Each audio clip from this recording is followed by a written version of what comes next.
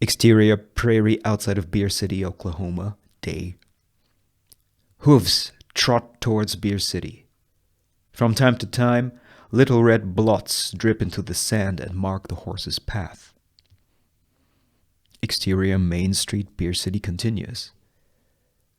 Assaulted drunks knocked out in troughs in front of the saloon, wherever there's shade. They eye reek like rotting apples in a still life. Squinter enters the picture in the foreground, shades his eyes, squints. He makes out a rider in the heat haze by the tents, and it shocks him like a ghost in broad daylight. Interior Brewery, Beer City, day. Hatchet buys some fermenting vessels. There are bottles labeled Strychnos Nux Vomica on the table. Hatchet carefully pours drops from one into a tube. Exterior Main Street, Beer City, day. Hooves and red blots, now on Main Street. The red comes from a mouth that devours buffalo berries while the horse parades it through more still-lifey, knocked-out drunks. One lies grotesquely bent over a broken chair. One sleeps with his tongue lodged between his teeth. A sheriff badge on the rider's chest. The usual star shape, but oddly pallid. You may or may not realize that it's made from skull bone, but you can clearly read the word rules etched into it. The horse stops for the rider to dismount and finally present himself fully. Boswijk towers over Main Street. The buffalo berry juice around his mouth makes him look like a vampire. He wipes it away as if his sleeve were a fuse to the sinewy powder keg of a person he is. Just a few steps away, a wide-awake drunk pretends to sleep, curled up like a cat, back turned towards Boswijk's boots. He forces his eyes shut and doesn't move a muscle. Interior hallway in Hatchet's brothel continues. Salomé, in a clean new dress, walks by an open door, pauses, looks back in to find Ruby by the window. "There you are." "Shh, come over here." Salomé obliges and leans into Ruby in order to see what she sees in the street. "Told you he would come, sooner or later." Boswijk can be seen walking away from his horse and the drunk on the ground. He stops in the middle of the street. "Is that the sheriff?" Ruby nods. "He can't hear you, Ruby." "This one he just might." Interior, Brewery, Beer City, day. Squinter almost tears the door off its hinges as he bursts into the room where Hatchet still works the tube. "The sheriff!" Hatchet pauses, sighs, before she refocuses and pours more strychnine into the tube. "Where?" "He's in the saloon now." "You went and told the shootist?" "First thing." "And?" He made some beans." "Not to be hurried, huh?" "What should I do now?" Hatchet points at the bottles of Strychnine Nux Vomica. "Walk over to the saloon with one of those and send Sheriff Boswijk my regards." Interior Saloon, Beer City, day. Dead silence between a dozen or so guests. Every soul is very busy staring at anything but Boswijk at the bar. That star on his chest, a whiskey bottle before it, a glass. Ruby had told Salomé about Sheriff Boswijk, had told her about his star, too, that they said it's bone from a skull. Not a coyote's either, or a cow's, no. Two men dare sit next to Boswijk. Loudmouth rather badly tries to keep the steam in his cooker of a head. Ruby said she knew a man who knows the friend of the man who had to carve the word rules into the piece of skull. his own. What do I owe you? That's on the house, Sheriff. Boswijk smiles, gets up, begins to make for the exit. Salomé hadn't believed a word. On the house, Sheriff. Boswijk stops. Hearts in the saloon do too. Yeah, right. Shut your damn mouth. Oh, you're bold with me, all right. Why does he get a whole bottle for free, but I gotta pay? He's not even a real sheriff. Boswijk still stands where he stopped. He looks at the rest of the guests like a teacher at his class. There's no law in no man's land. A murmuring chorus replies, but there are rules. Cyril, the only member of the Samson gang still in the saloon, looks somewhat amused after the chorus resolves. Exterior Main Street in front of the saloon, day. Boswijk drags the limp body of Loudmouth out of the saloon and into Main Street. The iron grip of one hand on the poor soul's ankle is all it takes for Boswijk to pull Loudmouth like Achilles dragged Hector around the walls of Troy.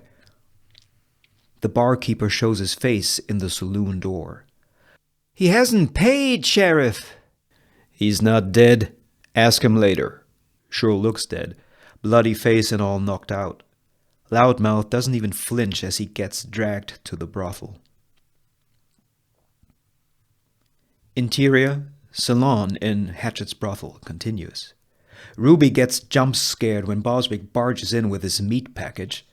Salomé appears on the upper end of the stairs, just in time to see Boswijk pull the body through the salon. Hatchet's not here! Out of my way!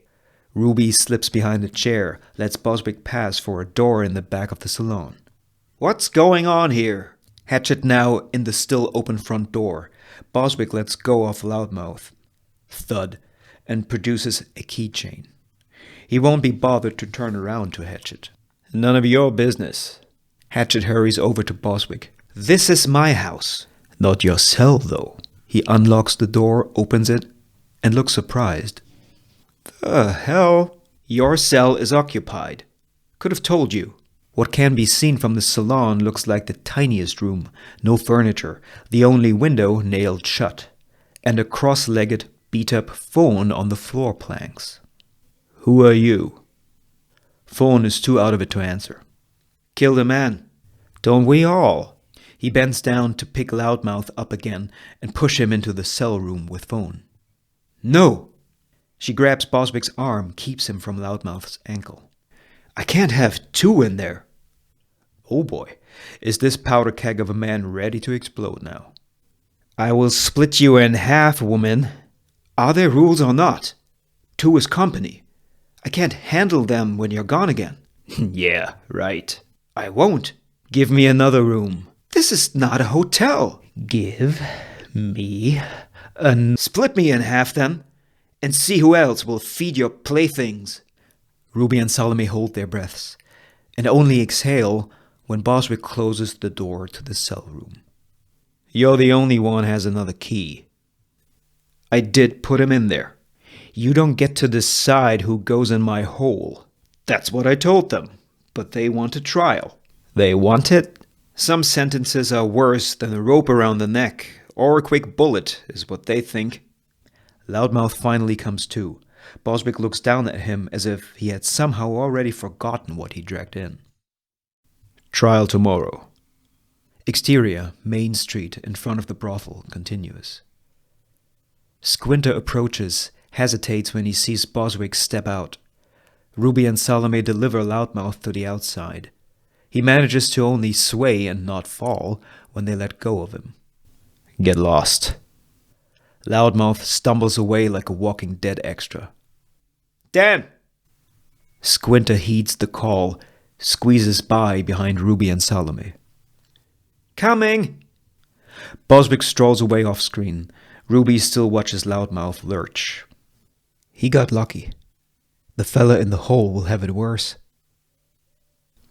All of which remains to be seen. Exterior, Main Street, in front of the saloon, day. Cyril exits the saloon, stretches, yawns. He leaves the saloon behind, walks towards the phalanx of tents. "Trial tomorrow, folks! Trial tomorrow at noon!" Exterior, Samson's camp beyond the southern tents. Day. The tarp-covered wagon from earlier. A fire close by, surrounded by a handful of tents. Samson has set up camp. Sits by the fire, joined by some members of his posse, when Cyril walks up to them and sits down himself. "This is one funny town." "That's so. You'd like the sheriff." "Sheriff. Arrived today. Beat up a man. Will kill another tomorrow." "Yeah, sounds about right for an infested outlaw smuggle hole like this. I've had it with this place. Dixon better show up soon. We gotta move. I wouldn't miss the trial, though, if I were you." "The what?" Interior, phone cell, sunset. Only the faintest slivers of the last remaining sunlight make it through cracks in the nailed-shut window. Phone cowers in darkness until he reaches for a nail in a floorboard, the head of which sticks out a tiny bit. The second of the 3 nails in this story. The first one mattered because it wasn't where it was supposed to be. This one is, but someone really should have hammered it in right. Phone wedges the fingernails of his thumbs between nailhead and floorboard, but freezes when he hears the creaking of steps from beyond the cell. Interior stays in hallway in Hatchet's brothel night. Boswijk goes up the creaking stairs, then down the hallway to Hatchet's closed office. One annoyed knock. "Yes?" Interior, Hatchet's office, brothel continuous. Hatchet at the window by her desk, just like Salomé and Ruby earlier. Boswijk snorts when he enters and sees the pose. "Been standing there like this for long? You'll need a pot-belly and a pocket watch to look the part." "And what kind of part would that be?" Boswijk steps up to the desk. Hatchet stays behind it. "One that actually needs a desk. You can stand there all day like how you think them tycoons survey their empires. But this thing," he knocks on the desk, "has never seen a paper needed signing." The desk sits between Boswijk's and Hatchet's silence like the bulwark it is. "You need an office like I need a jail. But still we have them. Or rather, I do. Your jail is under my roof, and I'm sick of people starting to believe it is what you say it is. I figured as much from the tantrum you threw this morning.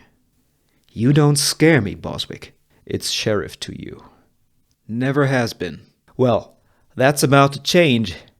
We're starting over, you and me, right now. Not interested. 1, you will call me sheriff from now on. That really what bothers you? Because a sheriff has a jail. You seem to have trouble wrapping your head around this, so here's what we're gonna do. 2, pay rent. You'll pay me, finally. Boswijk enjoys the time it takes him to unveil a most demonic smile, and Hatchet to understand. No.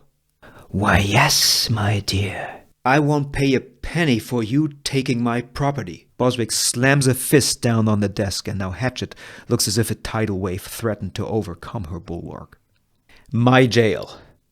You have that room no more, and you'll pay me a week's earnings to remind you of it, every time I come to town. How dare! Boswijk explodes onto the desk, slithers across it, and thrusts Hatchet against the window in one predatory motion.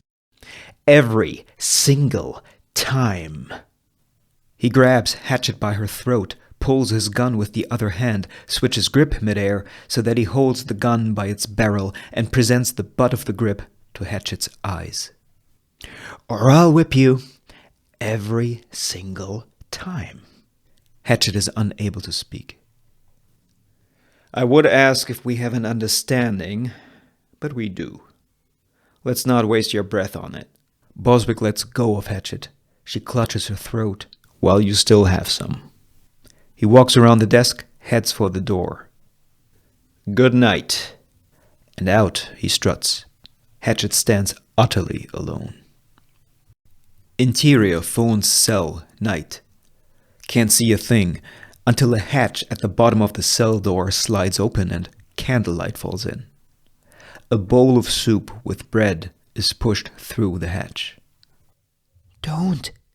He could burn the house down. With him in it? Don't be ridiculous. A matchbox tumbles through the hatch, lands by the bowl. Fawn snatches it, finds a dozen or so unused matches between burned ones. The hatch slides shut. Darkness again. All he needed was a tool. He was good with tools, with all of them. A match lights up the cell. Fawn looks into the flames and at a sparkling fuse in his hand. He lets it go, turns and runs for his life. He yells a warning yell to the light at the end of this excavated tunnel, lunges for safety outside before 3, 2, 1, an explosion shakes the tunnel. Dust shoots out and covers Fawn and other Chinese workers. Others lost a limb, burst their eardrums, but Fawn found he was indestructible. Exterior Pacific Railroad, various construction sites, Utah. Montage. Chinese workers run from more explosions. The railroad company never wanted to hire Chinese, but the Irish kept complaining about how dangerous the work was. And then the bosses realized two things. Chinese workers lay down tracks, Fawn one of them. A blacksmith hammers the glowing end of a blunt axe. 1. The Chinese never complained. Fawn dangles in the basket by a hole in a cliff, lights up black powder, screams, is pulled up before the hole explodes. 2. It was Chinese workers who built the Great Wall of China. By a campfire, Fawn looks at his sore red hands. And soon there were 10,000 Chinese working on the Transcontinental Railroad. 1 in hundreds, Fawn swings a pickaxe into rock. And dying there. A worker in a basket screams, doesn't get pulled up in time. Explosion. Fawn drives an iron rod into a crack of rock. A worker near Fawn gets buried under a rock avalanche. Fawn, by the campfire, looks at his swollen and cut hands. But not him. Fawn looks at the flame of his match until the hatch slides open again and a candle rolls in. The one thing Fawn could always trust in was that his hands knew what they were doing, even if his head didn't. The hatch slides shut. Fawn lights the candle, fixes it on the floor by the protruding nail. He wedges his fingernails under the nail like before.